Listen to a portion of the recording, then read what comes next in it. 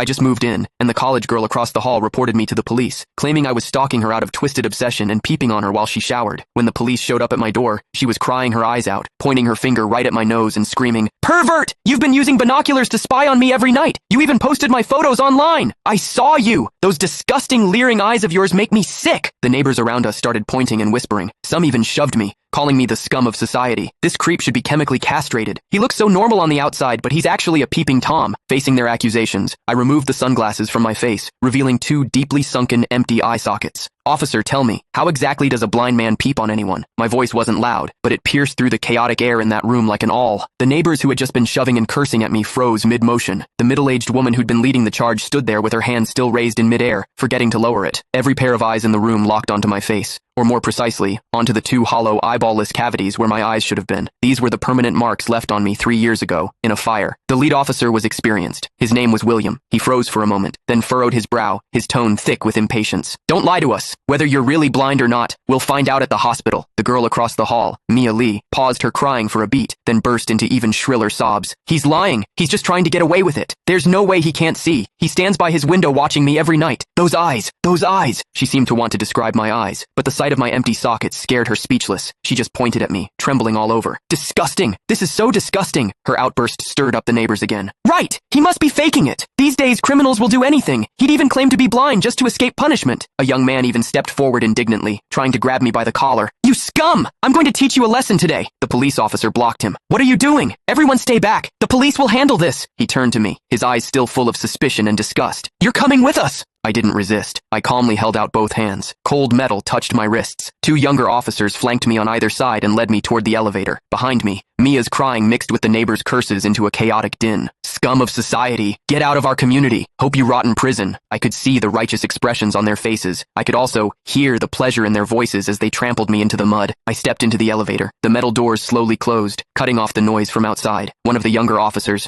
probably new to the job, couldn't help but ask me quietly, Are you really blind?" I tugged at the corner of my mouth but didn't answer. The other officer patted his shoulder, signaling him to keep quiet. But I knew that in their minds, the scales had already tipped completely in favor of that tearful young girl. After all, it was a young, pretty, pitiful college student on one side, and on the other, a suspicious man living alone, wearing sunglasses. In their eyes, it was crystal clear who was the victim and who was the perpetrator. What they didn't know was this. Sometimes, what the eyes see is the biggest lie of all. And I, a blind man, had seen something that none of them had. For instance, when Mia accused me, her heartbeat was steady, without a single ripple of genuine emotion. The interrogation room at the police station was harshly lit by fluorescent lights, and the air smelled faintly of mildew. I sat on a cold metal chair. Across from me were William and a female officer. Click the link in my bio to get the full story for free.